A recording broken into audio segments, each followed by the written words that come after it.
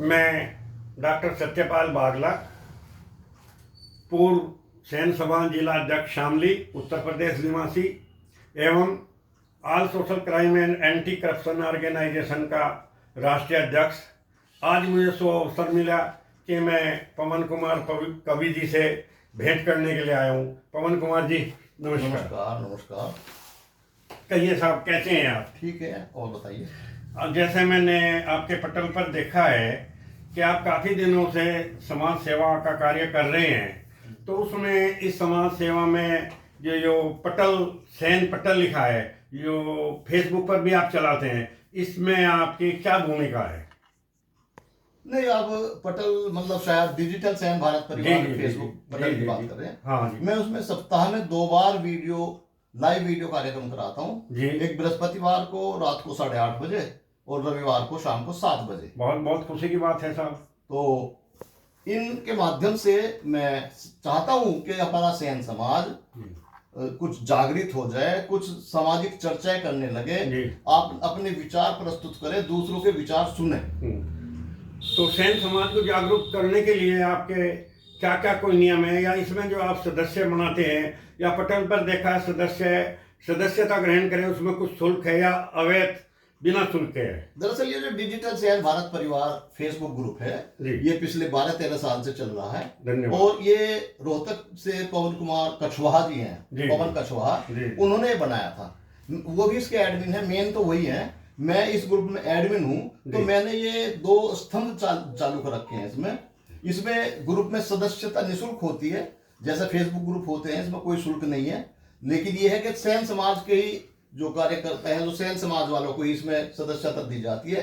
गैर बिरादरी को हम इसमें अवॉइड करते हैं, हम उन्हें निकाल देते हैं, कोशिश करते हैं कि कोई गैर बिरादरी का व्यक्ति ना लिया जाए। अगला सवाल ये बताइए, जैसे आप इसे कर रहे हैं, क्या कुछ इससे आपको बेनिफिट है या कोई आपका इसमें विशेष कोई उत्तरदायित्व ऐसा है, किसी की शादी करावें या भाई किसी के फैसले करावें, क्या आप यहीं से बैठे बैठे ही करा देते हैं? नहीं, जहां तक आपने कहा कि लाभ क्या है, मुझे इससे कुछ नहीं मिलना। लेकिन मेरा एक उद्देश्य ये है कि जो सोशल मीडिया है, सोशल मीडिया पर लोग बाग good morning, good night, happy birthday, happy marriage anniversary, शुभकामनाएं, बधाई, होली की शुभकामनाएं, उस सब में सोशल मीडिया पर लगे रहते हैं। इसके अलावा जो डांस की रील या लतीफों की और कॉमेडी की रील वो देखते रहते हैं। लेकिन हम लोग अपने समाज के प्रति क्या सोचते हैं, समाज में कोई घटना हुई उसकी जानकारी कैसे दें, उससे हमारी क्या प्रतिक्रिया है, क्या रुचि है, क्या जिज्ञासा है, वो पैदा करने की मैं कोशिश कर रहा हूं कि हम लोग इस सोशल मीडिया का सदुपयोग करके सामाजिक चिंतन की तरफ चलें। क्या जैसा आप सैन समाज को एकत्रित करना और इकट्ठा करना, इसके 3-4 समूह हैं, सरिता, सविता, गोल्ले, बनबेरू, क्या इन्हें आप इकट्ठा करने में पूर्ण सहयोग दे रहे हैं? लेकिन इसके सहयोग के बाद भी लोग मृत्यु भोज पर प्रतिबंध क्यों नहीं लगा रहे, इसमें आपके क्या विचार हैं? जहां तक ये सब कुरीतियां हैं, मृत्यु भोज भी कुरीति है, और ये जो उपजाति है कि गोल्ले, भंडेरू, श्रीवास, ये हैं, ये सब कुरीतियां हैं, कुप्रथा हैं, सब लोग मतलब रूढ़ियां हैं। इन्हें हमें त्यागना पड़ेगा। यदि हमें अपने सैन समाज का विकास करना है तो हमें दलदल से निकलना पड़ेगा। हम वही पुरानी दलदल में यदि धसे रहेंगे तो हम कहीं विकास नहीं कर पाएंगे, वहीं के वहीं रह जाएंगे। जैसे हमने इसके बारे में बताया कि कुरीतियां हैं, क्या ये कुरीति नहीं है कि एक आदमी गरीब है और वह अपनी लड़की की शादी कर रहा है, उस पर दहेज मांगा जा रहा है? दहेज प्रथा क्या कुरीति नहीं है आपके विचारों से? बिल्कुल है, वो तो दहेज प्रथा भी कुरीति है। तो लेकिन इन सब चीजों में हमें मूल कारणों पे जाना पड़ेगा कि मूल कारण क्या है। जैसे दहेज है, जब हम अपनी लड़की की शादी करने चलते हैं तो हमारी अपेक्षाएं बहुत ज्यादा होती हैं, और यदि हम दहेज नहीं देंगे तो जबरदस्ती दूसरा आदमी दहेज नहीं लेगा। और आप एक बार संकल्प करके देखो कि मुझे अपनी बेटी की शादी करनी है, दहेज नहीं देना है, तो ऐसे लोग हैं समाज में जो तैयार हो जाएंगे कि हम बिना दहेज के शादी करेंगे। तो इसके लिए तो मैं आपको बार बार बधाई दूंगा कि अगर आप इन दोनों कुरीतियों पर समाज को एकत्रित करके मृत्यु भोज पर और दहेज प्रथा पर अगर प्रतिबंध लगवाएं तो हम भी all social crime and anti corruption के राष्ट्रीय अध्यक्ष होने के नाते से आपका पूरा सहयोग देंगे। और आप हमें एक बात और बतावें, जैसे किसी आदमी का हमने आपके पटल पर देखा था कि वो आदमी बीमार हो गया है और उसके लिए कुछ सहायता करें, तो इसमें कुछ लोगों ने आपको उनके यहाँ कुछ खाते में या उन्हें दान स्वरूप कोई पैसा देने की प्रक्रिया करी? आया कभी ऐसा आपके हिसाब में? नहीं, खूब आते हैं, खूब आते हैं। और कई बार ऐसा भी होता है कि आवश्यकता से अधिक आ जाते हैं। बहुत लेकिन विडम्बना ये भी है कि कई बार वास्तव में जरूरत होती है और बहुत कम पैसा आता है, इकट्ठा ही नहीं हो पाता। लेकिन मेरा कहना ये है इस मामले में कि ये जो बुराई है रोज रोज सोशल मीडिया पे आता रहता है। आज उसका एक्सीडेंट हो गया, डॉक्टर ने 5 लाख की जरूरत मांगी, आज वो एक्सपायर हो गया, बच्चे सड़क फुटपाथ पे आ गए, उन्हें जरूरत है। तो रोज रोज सोशल मीडिया पे जो ये आती हैं, इनके पीछे के कारण को यदि हम मिटा दें तो ये समस्या हल हो जाएगी। क्या में लोग कारण सुनिएगा ना आप। क्या में लोग पहले ये बताओ, कोई आधार कार्ड के जरिए या कोई अपनी कोई ऐसा परिचय पत्र आपको देते हैं कि वो वाकई दानिस्ता गरीब है, तो गरीब की सहायता करने के लिए है ना, उसमें आप यहाँ बैठे इतनी दूर क्या निष्कर्ष निकालते हैं कि आपको ये मालूम हो जाए वो वाकई गरीब है और उसे जनता का सहयोग और सैन्य समाज का सहयोग चाहिए? ये हमारी पकड़ होनी चाहिए।